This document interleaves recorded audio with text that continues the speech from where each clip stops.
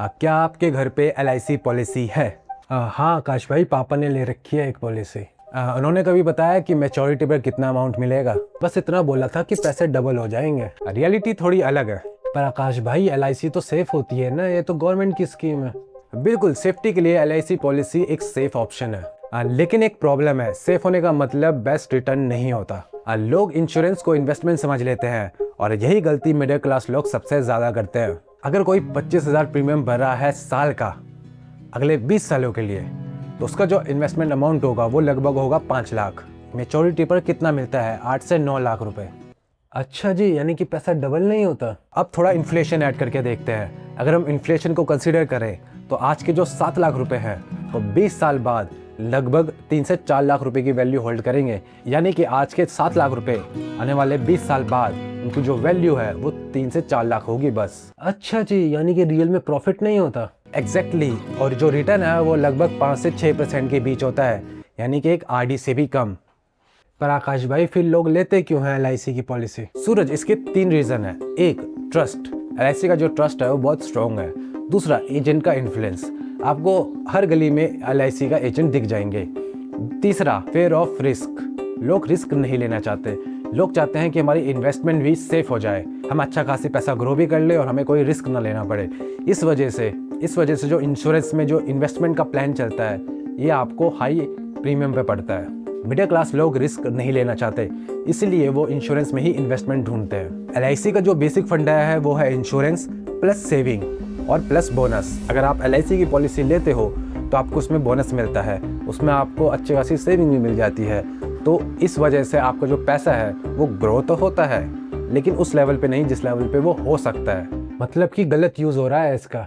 Actual में LIC क्या है, चलो क्लियर करते हैं। LIC आपकी वेल्थ को प्रोटेक्ट करता है, उसे ग्रो नहीं करता, उसको बढ़ाता नहीं है। हाँ सूरज, और उनकी सबसे बड़ी गलती इंश्योरेंस को एक वेल्थ क्रिएशन का टूल समझना। इंश्योरेंस आपको कवर देती है, इंश्योरेंस आपको लाइफ कवर देती है, एक अच्छा खासा रिटर्न नहीं दे सकती।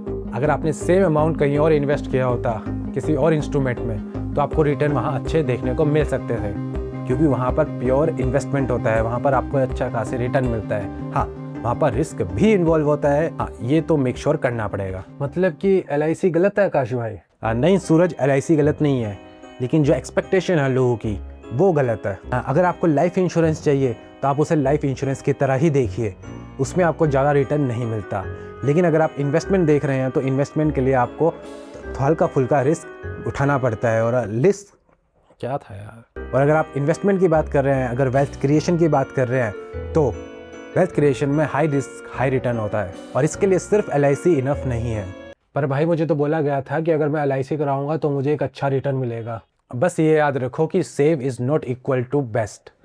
अगर आपको सेव जाना है तो LIC is the best, but अगर आपको वेल्थ क्रिएट करनी है, अच्छा रिटर्न चाहिए, तो LIC is not good for that. हाँ, LIC की रियलिटी ये है कि अगर आप सेफ जाना चाहते हो, अगर आपको कोई रिस्क नहीं चाहिए और आप चाहते हो कि आपको एक 5 से 6% का एनुअल रिटर्न मिल जाए और उसके साथ आपको इंश्योरेंस प्लस थोड़ी सेविंग मिल जाए, थोड़ा बहुत बोनस मिल जाए, तो उसके लिए आप LIC को कंसिडर कर सकते हो। लेकिन अगर आपको वेल्थ क्रिएशन करनी है तो LIC is not good for that. Wealth creation के लिए इन्वेस्टमेंट करनी पड़ती है और LIC एक इंश्योरेंस कंपनी है, not an investment company. LIC का जो ट्रस्ट है वो बहुत ज़्यादा हाई है। इसका जो AMU है यानी कि एसेट अंडर मैनेजमेंट वो बहुत ज़्यादा है, यानी कि 10 लाख करोड़ से भी ज़्यादा है।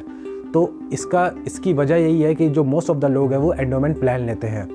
LIC में भी आपको टर्म इंश्योरेंस मिल जाता है, लेकिन एजेंट उसको ज़्यादा प्रमोट नहीं करते और ऑनलाइन आपको खरीदनी पड़ती है और उसका इंटरफेस भी इतना अच्छा नहीं है।